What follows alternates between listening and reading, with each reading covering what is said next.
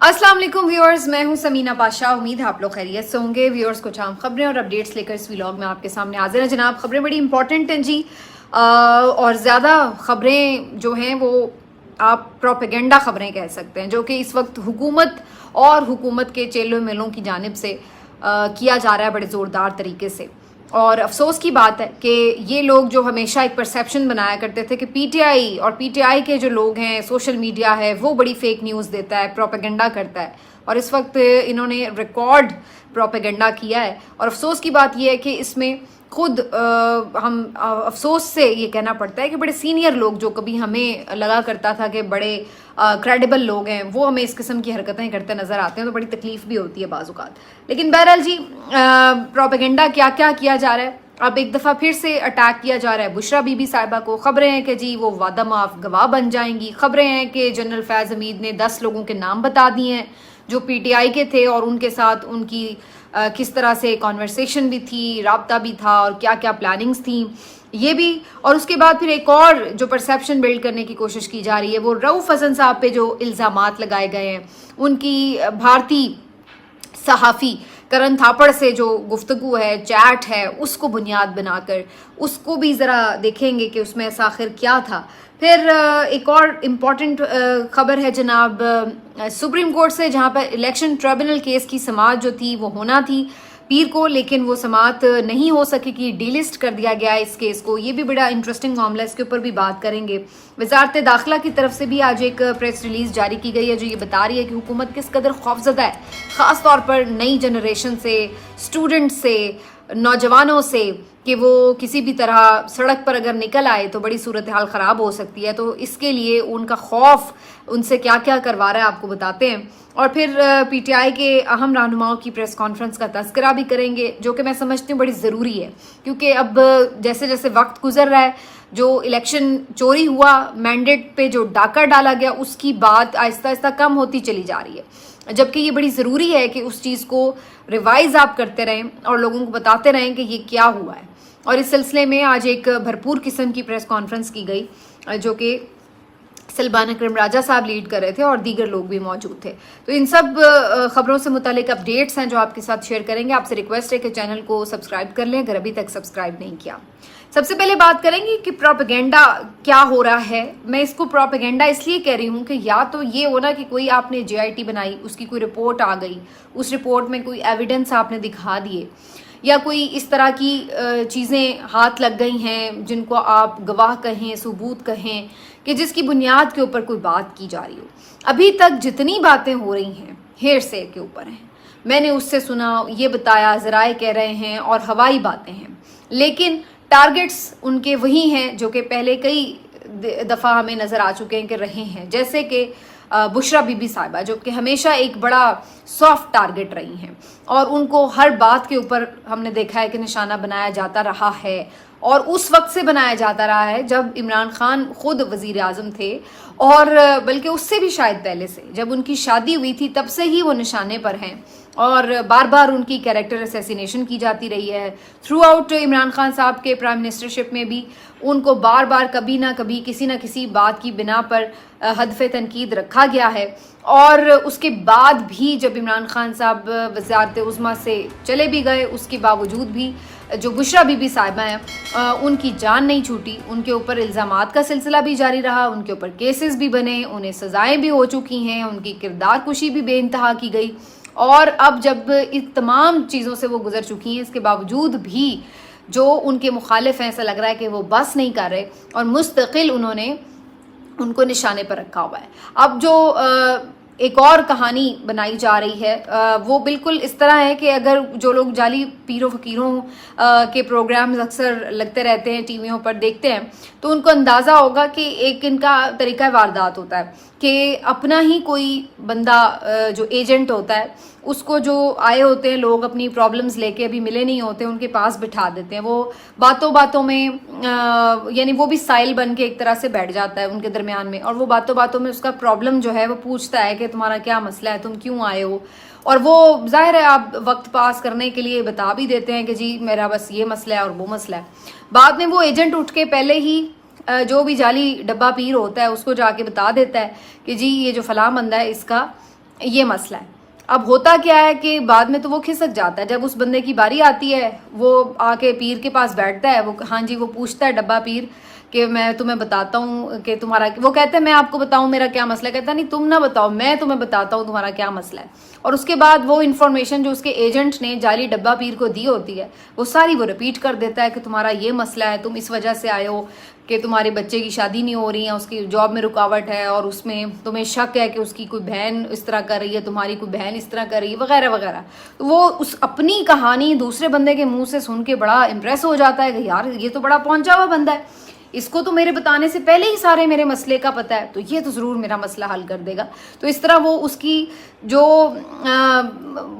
کرامات ہیں اس کا وہ پہلے سے ہی مدعا ہو جاتا ہے کہ یار یہ تو شخص بڑا پہنچا ہوا ہے. تو اب یہی کہانی جو ہے بنا کر بشرا بی بی صاحبہ کے اوپر امپلیمنٹ کی جا رہی ہے, اور بتایا یہ جا رہا ہے کہ اس سارے چکر میں بیسکلی ان کی مدد کی فیض حمید صاحب نے, اور فیض حمید صاحب اور بشرا بی بی نے باقاعدہ ایک پلان کر کے عمران خان صاحب کو بشرا بی بی کے اس طرح سے ٹرسٹ وردی قرار دے دیا, اور پھر بشرا بی بی نے عمران خان صاحب کو یہ یقین دلا دیا کہ فیض حمید بھی آپ کے بڑے ٹرسٹ وردی ہیں, اور اس طرح ان دونوں نے عمران خان صاحب کو پوری طرح شیشے میں اتار لیا کہ عمران خان صاحب جب روحانیت کے لیے ادھر جایا کرتے تو انہیں ان کے متعلق باتیں پہلے سے جو کہ پتہ تھیں فیض حمید صاحب کو, وہ انہیں بشرا بی بی کو پہلے سے بتا چکے ہوتے, اور بشرا بی بی کے منہ سے عمران خان صاحب وہ باتیں سن کے بڑے حیران ہوتے کہ یہ تو بڑی پہنچی ہوئی روحانی شخصیت ہیں. تو اس طرح کی چیزیں, تو اس ٹائپ کی ایک سٹوری بنا کر جو ہے وہ جرنلسٹ کو دی گئی ہے, اور وہ جرنلسٹ جو ہیں وہ بڑے زور و شور سے اس سٹوری کو بتا رہے ہیں کہ جی فیض حمید نے کس طریقے سے بشرا بی بی صاحبہ کے تھرو عمران خان صاحب کو بشرا بی بی کے قریب کیا, ان کو گرویدہ کیا, اور اس کے بعد پھر بشرا بی بی صاحبہ نے عمران خان صاحب کو جب یہ بتا دیا کہ فیض حمید صاحب جو ہیں وہ آپ کے لیے بڑے ضروری ہیں, تو عمران خان صاحب پھر ان کے اوپر بھی اسی طرح اعتماد کرنے لگے اور وغیرہ وغیرہ. تو یہ ساری کہانی جو ہے وہ بڑی مجھے حیرت انگیز بھی لگ رہی تھی, اور بالکل جو ڈبہ پیر والی میں نے کہانی آپ کو سنائی ہے اس سے کچھ لگ رہا ہے کسی نے متاثر ہو کے بنائی ہے. لیکن یہ ساری چیزیں ایسی ہیں جو بالکل ہیر سے پہ مشتمل ہیں, ان کی چیزوں کے اوپر کوئی ہمیں ایویڈنس سامنے نہیں آتا, کوئی کانکریٹ بات سامنے نہیں آتی, اور اگین صرف یہی سمجھ میں آتا ہے کہ بشرا بی بی صاحبہ کو ایک آسان ٹارگٹ کی طرح ہدف تنقید بنایا جاتا ہے. اب یہ بھی کہا جا رہا ہے کہ ان ساری چیزوں کے اوپر بشرا بی بی صاحبہ وعدہ معاف گواہ بھی بن سکتی ہیں, یہ بھی خبریں پھیلائی جا رہی ہیں انہی جرنلسٹ کے تھرو. اب مجھے یہ سمجھ میں بالکل نہیں آتا کہ بھائی ایک بندی جس نے جب وزیر اعظم ہاؤس چھوڑا, جب اس نے دیکھ لیا کہ عمران خان تو اب مشکلات میں گرنے والا ہے اور ان کے اوپر مقدمے شروع ہو چکے ہیں, اس وقت انہیں نہیں چھوڑا. پھر اس نے دیکھا کہ عمران خان تک تو بات ٹھیک ہے, اب تو اس کی بھی کردار کشی شروع ہو گئی اور سرعام شروع ہو گئی, پھر بھی اس نے اسے نہیں چھوڑا. پھر اس کے بعد ان کو بھی مختلف مقدمات میں نامزد کر دیا گیا, اور وہ بھی جیلوں کے ٹرائل بھگتتی رہی, اور پھر غلیظ ترین مقدمے بھی ان کے خلاف بنائے گئے, جس میں ان کے اوپر جتنا ایک عورت برداشت کر سکتی تھی میرا خیال ہے, اپنی تضحیک یا اپنی پرائیویسی کو جس طرح سے اس کو تکلیف پہنچائی جا سکتی تھی, اس کی پرائیویسی کو خراب کر کے وہ سب تک کیا گیا. پھر بھی وہ اس بندے کے ساتھ, اپنے شوہر کے ساتھ جڑی رہی, اس کو نہیں چھوڑا, حتیٰ کہ اس کو مختلف کیسز میں سزا بھی سنوا دی گئی, اور پھر بھی اس نے عمران خان کو نہیں چھوڑا. اس وقت بھی ہم یہ خبریں سنتے تھے وہ وعدہ معاف گواہ بن جائیں گی, لیکن وہ نہیں بنی, اور وہ ان کے ساتھ کھڑی رہی, حتیٰ کہ انہیں سزائیں ہو گئیں, حتیٰ کہ انہیں بنی گالا شفٹ کر دیا گیا, تو وہ واپس جیل آ گئیں کہ نہیں مجھے بھی وہیں رکھا جائے جہاں پہ عمران خان صاحب اور باقی دیگر قیدی موجود ہیں. پھر بھی انہوں نے نہیں چھوڑا, جیل کی تکلیف بھی کاٹ لی. اب ان کا یہ بھی ایون کلیم ہے کہ ان کو مارنے کی کوشش کی گئی یا ان کو صحت کی سہولیات میسر نہیں تھی, اب اس کے باوجود بھی انہوں نے ان کو نہیں چھوڑا. اب جب سارا کچھ انہوں نے برداشت کر لیا ہے تو اب وعدہ معاف گواہ بننے کی کیا وجہ ہوگی؟ کیا ایسی نئی چیز ہو گئی ہے کہ اب وہ بندی وعدہ معاف گواہ بن جائے گی؟ جب سب کچھ اس نے بھگت ہی لیا تو اس کے بعد اب رہ کیا گیا باقی؟ تو اب کس وجہ سے اور کس لالچ میں یا کس آرام کے لیے وہ وعدہ معاف گواہ بنے, جو کہ اس نے آلریڈی ہر چیز برداشت تو کر لی ہے. تو یہ ساری خبریں بیسکلی وہی ہیں, اسی طرح کا پروپیگنڈا ایک پارٹ ہے جو ہم شروع سے بشرا بی بی صاحبہ کے خلاف دیکھ رہے ہیں. میں یہ نہیں کہتی کہ بشرا بی بی صاحبہ کسی چیز میں بھی انوالو نہیں ہیں, اور میں یہ بھی نہیں کہہ رہی کہ وہ بہت ان کا کوئی قصور نہیں ہوگا. بالکل ہو سکتا ہے کہ وہ کسی مقدمے میں نامزد بھی ہوں, لیکن اگر آپ یہ کہیں کہ توشہ خانہ میں بھی وہی نامزد ہیں, القادر ٹرسٹ کیس میں بھی وہی مجرمہ ہیں، اس کے بعد بھتے بھی وہی لیتی تھیں، ٹرانسفر پوسٹنگز بھی وہی کرواتی تھیں، اس کے بعد 9 مئی میں بھی وہی ملوث تھی، 9 مئی میں بھی انہوں نے ہی ساری کاروائی پلاننگ کر لی، سب کچھ کر لیا. پھر فیض حمید کے ساتھ رابطے بھی انہی کے تھے، پھر فیض حمید کے ساتھ ساری پلاننگز بھی انہی کی تھی. مطلب ایک لمٹ ہے نا. آپ کہہ دیں کہ جی انہوں نے توشہ خانہ کے تحائف لیے کم پیسوں پہ، تو کوئی بندہ سوچ بھی لیتا ہے، کیونکہ کچھ آڈیوز بھی آئی تھیں، اور چلیے مان لیا کہ زیورات وغیرہ میں خواتین کے انٹرسٹ بھی ہوتے ہیں، سمجھ میں آ جاتا ہے. اور کچھ آڈیوز بھی آئی تھیں جس سے یہ پتہ چلتا ہے کہ انہوں نے کچھ گفٹس وغیرہ کے بارے میں کچھ خواہش کا اظہار بھی کیا یا رکھے، جو بھی آپ کہہ لیں. لیکن اب اس کا مطلب یہ بھی نہیں ہے کہ اب ہر چیز جو ہے وہ ان کے اوپر ڈالتے چلے جائیں.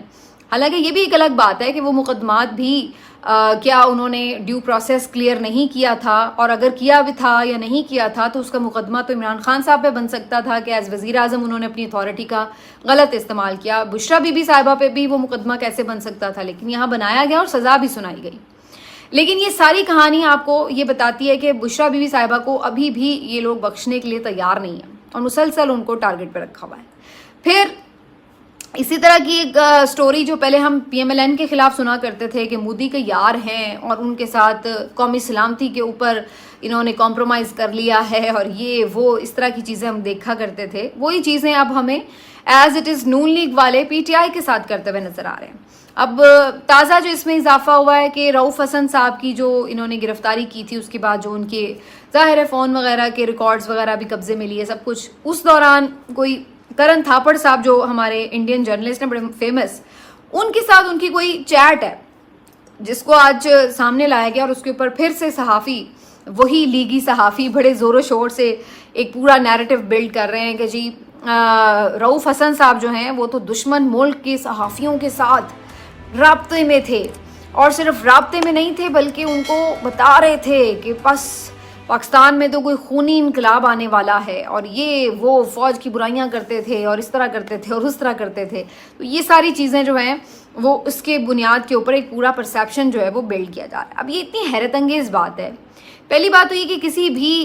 پولیٹیکل پارٹی کے لیے اور اس کے سیکرٹری اطلاعات کے لیے بڑا نارمل ہے کہ وہ باہر کسی بھی ملک کے صحافیوں کے ساتھ رابطوں میں ہوتا ہے. پھر بعض اوقات آپ کی صحافیوں سے ہوتی ہے کنورسیشن مختلف ایونٹس کے حوالے سے یا مختلف پوائنٹ آف ویوز کے اوپر، وہ آپ سے پوچھ لیتے ہیں، آپ ذکر بھی کر دیتے ہیں یار. اور اب یہ جو باتیں ہیں یہ کوئی ایسی اچنبھا بات نہیں ہے، یہ باتیں تو ہر محفل میں بیٹھے ہوئے لوگ یہ کر رہے ہوتے ہیں کہ یار حالات بڑے خراب ہیں، بنگلہ دیش والی صورتحال نہ بن جائے. اور یہ پچھلے 2-2.5 سالوں میں بہت زیادہ یہ بات ہوئی کہ بھائی لوگ بڑے غصے میں ہیں، بھائی نکل سکتے ہیں، کچھ بھی ہو سکتا ہے. یہ ہم ٹی وی پہ بیٹھ کر بھی کئی دفعہ ایسی سوال بھی کرتے ہیں، کئی دفعہ ایسے جواب بھی آتے ہیں، تجزیے بھی آتے ہیں، لوگ اس طرح کے خدشات کا اظہار بھی کرتے ہیں. اور یہ صرف ہمارے ملک میں ہی نہیں، ہر جگہ. اب ایون آپ نے سنی ہوگی، بڑی افسوسناک خبر تھی انڈیا میں، جو بھی ایک ڈاکٹر ہیں ان کا ریپ ہوا اور پھر ان کو بڑی بے دردی سے قتل کر دیا گیا. تو وہ جو معاملہ ہے اس کے بعد بڑی تعداد میں لوگ پروٹیسٹ کر رہے ہیں، باہر نکلے ہوئے ہیں. تو وہاں پہ بھی لوگ یہ باتیں کر رہے ہیں کہ یہ پروٹیسٹ اگر ایک حد سے زیادہ بڑھے تو کیا صورتحال بنے گی. جب کسان وہاں پہ احتجاج کر رہے تھے بڑے پیمانے پر، تو اس وقت بھی یہ بات ہو رہی تھی. تو نارملی جب کوئی موومنٹ اٹھتی ہے تو ظاہر ہے یہ چیزیں ڈسکس ہوتی ہیں، لوگ یہ باتیں کرتے ہیں، اور جرنلسٹ بھی اس بات کو انالائز کر رہے ہوتے ہیں کہ صورتحال کس طرف جا رہی ہے. تو اس کو اس بات سے یوں پلان آؤٹ کر دینا کہ بھائی یہ تو کوئی سازش ہو رہی ہے یا کوئی اس طرح، حالانکہ یہی کرن تھاپڑ صاحب جو آج ان کو بڑے ملک دشمن صحافی لگ رہے ہیں، یہ وہی کرن تھاپڑ صاحب ہیں جو خود مودی کے بہت سارے فیصلوں پر تنقید کرتے رہے، جو مودی سے جو گجرات کے فسادات ہیں اس کے اوپر سوال کرتے رہے، جو خود مودی سے کئی دفعہ اتنی ان کی تنقید کرتے رہے کہ وہ ان کے ناپسند ہیں وہاں پر اپنے یعنی ملک میں. تو ان کے بارے میں اب آپ ایک دم یہ بنا دیں کہ جی وہ تو پاکستان دشمن صحافی ہے. حالانکہ ایز صحافی انہوں نے بڑے بڑے لوگوں کے انٹرویوز کیے ہیں، اور وہ ارسپیکٹو آف دا بارڈرز کیے ہیں کہ جی کہاں پہ کسی، اور جس طرح حامد میر صاحب ہیں انہوں نے بھی اسامہ بن لادن کا بھی انٹرویو کیا ہوا ہے. تو اب آپ کیا کہیں گے کہ حامد میر صاحب جو ہیں وہ کیا دہشت گرد ہو گئے اگر انہوں نے اسامہ بن لادن کا انٹرویو کیا؟ تو یہ عجیب و غریب سی ایک سچویشن ہے، اور سمجھ نہیں آ رہا کہ پی ایم ایل این کو کون اس طرح کے مشورے دیتا ہے کہ آپ اس طرح کی حرکتیں کریں، اور آپ آ کے یوں نیکسس ڈیولپ کر کے اور ایسی کوئی ٹیررسٹ آرگنائزیشن. اور کچھ صحافی لگے ہوئے ہیں کہ جی انہوں نے تو باقاعدہ ٹریننگ کی، افغانستان سے ٹارگٹ کلر آ گئے اور یہ اسلحہ آ گیا اور یہ آ گیا. بھائی کدھر تھا وہ اسلحہ؟ میکسیمم اگر کچھ ہوا ہے 9 مئی میں ہم نے تو نہیں دیکھا کہ کوئی فائرنگ جو ہے وہ اس طرف سے اس طرح کی گئی ہے مظاہرین میں سے، یا کوئی اللہ نہ کرے کوئی اس طرح کا اسلحے کا استعمال کیا گیا. تو کہاں تھے وہ بھی ٹرینر جو ان کو ٹریننگ دے کے گئے تھے؟ تو کس طرح کی آپ گفتگو کرتے ہیں، اور کیا آپ لوگوں کی مطلب ہے کہ نیریٹو بلڈنگ کی کیپیسٹی آپ اندازہ لگا لیں اس بات سے. اسی وجہ سے ان کا جو کوئی بیانیہ ہے نا وہ کسی طرف لگتا نہیں ہے، کہ یہ اس طرح کی عجیب و غریب بے سروپا باتیں کرتے ہیں کہ جس کو آپ کر ہی نہیں سکتے ایکسیپٹ مینٹلی کہ جی یہ چیزیں ہو سکتی ہیں. تو یہ ساری ان کی ہیں، اور یہ کہانیاں پہلی دفعہ نہیں ہیں، کئی دفعہ ہیں. جنرل فیض حمید صاحب گرفتار ہونے کے بعد بھی اب یہ پرسیپشن بنا رہے تھے کہ جی پتہ نہیں پی ٹی آئی ختم ہو گئی ہے، وہ جیسے فیض حمید صاحب ہی پی ٹی آئی کو چلا رہے ہوں. تو بھائی یہ کہانی بھی ہم کوئی پہلی دفعہ نہیں سن رہے. جنرل ظہیر الاسلام اور اس سے پہلے جنرل پاشا، اور اس کے جنرل ظہیر الاسلام کے بعد جتنے بھی فیض حمید صاحب اور جتنے بھی آتے گئے ہیں، ہر کسی کے بارے میں ان کا یہی خیال تھا. پہلے جنرل پاشا کے بارے میں خیال تھا کہ بس وہ پی ٹی آئی چلا رہے ہیں، پھر وہ چلے گئے، پھر بھی پی ٹی آئی چلتی رہی. پھر ظہیر الاسلام کے بارے میں خیال تھا، پھر وہ چلے گئے، پھر بھی پی ٹی آئی چلتی رہی. پھر ان کا خیال تھا کہ پتہ نہیں فیض حمید چلا رہے ہیں، پھر وہ بھی چلے گئے، پھر بھی پی ٹی آئی چلتی رہی. تو بھائی لوگ آتے گئے چلتے گئے. جہانگیر ترین کے بارے میں بھی یہی خیال تھا کہ ساری حکومت تو انہوں نے بنا کے دی عمران خان کو، خود اپنی سیٹ ان سے جیتی نہیں گئی، 3 بندے اغوا کروا کے بھی. وہ بھی چلے گئے، پی ٹی آئی چلتی رہی. تو بات یہ ہے کہ جو پولیٹیکل پارٹیز، اور خاص طور پہ ایسی پولیٹیکل پارٹیز جو اپنی روٹس بنا چکی ہوں عوام میں، اور اب پہلے تو ٹھیک ہے غلط صحیح جو بھی فیصلے ہو رہے تھے، لیکن اب تو ایک ان کی مقبولیت ہے اور عوام میں ان کی روٹس ہیں. اور اگر ان چیزوں کو آپ اس طرح یہ سمجھانے کی کوشش کریں کہ وہ کوئی بیساکھیوں پہ کھڑے ہیں، وہ بیساکھی ہٹے گی تو وہ گر جائے گی پارٹی، تو وہ چیز اب ہے نہیں. اس کو آپ صرف اپنے آپ کو دھوکہ دے سکتے ہیں، دوسروں کو دھوکہ نہیں دے سکتے. اسی لیے ان کے یہ جتنے بھی بیانی ہیں وہ ہمیں فلاپ ہوتے ہوئے نظر آتے ہیں. اب اس بات کا خوف ان کو بھی ہے کہ یہ کوئی موومنٹ جو ہے نہ کھڑی ہو جائے، لوگ باہر نہ نکل آئیں، اور خاص طور پر اسٹوڈنٹ موومنٹ سے بہت زیادہ خوف زدہ ہیں، کیونکہ یوتھ بڑی تعداد میں ہے اور وہ ساری میکسیمم پی ٹی آئی کے ساتھ ہیں. تو اب وزارت داخلہ نے ایک نیا نوٹیفیکیشن جاری کر دیا ہے کہ جی جو بھی ایسے لوگ جو بچوں کو، اسٹوڈنٹس کو انسائٹ کریں گے کہ جی وہ پولیٹیکل ایکٹیویٹیز میں پارٹیسپیٹ کریں یا کوئی موومنٹ چلائیں یا کسی بھی طرح اس سلسلے کا حصہ بنیں، تو ان کا نام جو ہے وہ 4تھ شیڈیول میں ڈالے جائیں گے. وہ ملک چھوڑ کر نہیں جا سکیں گے، ان کے پاسپورٹ ضبط کر لیے جائیں گے، ان کو یہ کر دیا جائے گا، ان کو وہ کر دیا. تو وہ ایک لمبی چوڑی انہوں نے اپنی خوف کی کہانی جو ہے وہ اس نوٹیفیکیشن میں ڈال دی ہے، اور یہ بتا دیا کہ ہم کتنے خوف زدہ ہیں. ابھی تو کوئی نام نشان بھی نہیں ہے کہ ہاں بھائی تھوڑا بہت وہ کچھ لڑکے جمع ہو جاتے ہیں ISF کے، لیکن ایسی کوئی بڑی تحریک تو نظر نہیں آ رہی جس سے یہ اتنے خوف زدہ ہوں. لیکن یہ آپ اندازہ لگا لیں کہ ان کے خوف کا عالم ہے کہ بنگلہ دیش کے حالات دیکھ کر کہ یہ ابھی سے اس کے لیے حفظ ما تقدم کے طور پر اس قسم کے نوٹیفیکیشن جاری کر کے لوگوں کو ڈراتے پھر رہے ہیں. یہ صورتحال ہے. پھر آج ایک جو عدالت سے جڑی خبر ہے وہ میں آپ کو ضرور البتہ بتا دوں کہ پیر والے دن الیکشن ٹریبونل کا کیس جو تھا وہ فکس ہوا، اور قاضی صاحب نے اس کی سماعت کرنی تھی. یہ وہی معاملہ ہے جس میں پنجاب کے جو الیکشن ٹریبونلز ہیں اس کو کام کرنے سے روکا ہوا ہے قاضی صاحب نے ایک سٹے دے کے. اور اس پہ قاضی صاحب نے آخری جو ہیئرنگ تھی اس پہ یہ کہا تھا کہ جو نئی چیف جسٹس صاحبہ آئی ہیں ان کے ساتھ مشاورت کر لیں الیکشن کمیشن، اور دیکھ لیں اگر آپ لوگوں کے آپس میں مسئلے سے حل ہو جاتا ہے معاملہ تو پھر وہی الیکشن ٹریبونلز جو ہیں وہ کام کرتے ہیں. اب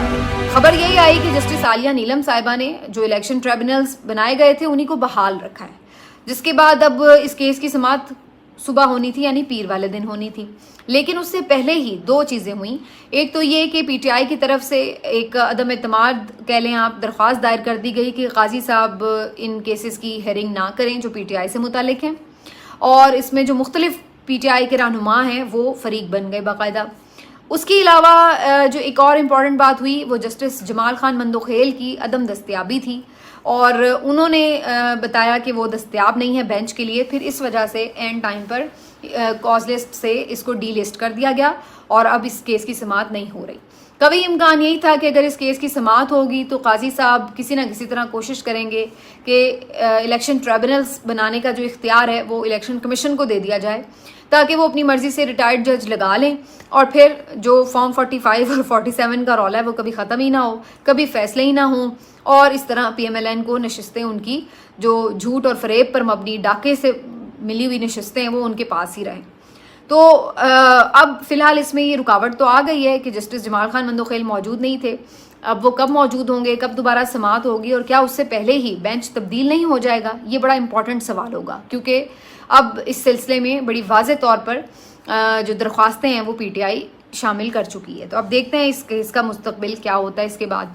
آخر میں جو میں نے ابھی بات کی کہ ڈاکہ جو ڈالا گیا ہے, اس ڈاکے کو یاد رکھنا بڑا ضروری ہے. پاکستان تحریک انصاف کے مختلف رہنماؤں کی طرف سے آج کے پی ہاؤس میں ایک پریس کانفرنس کی گئی ہے, اور اس میں انہوں نے یہ پھر سے سارا ایکسپلین کیا کہ کس طریقے سے 8 فروری کا الیکشن چوری ہوا.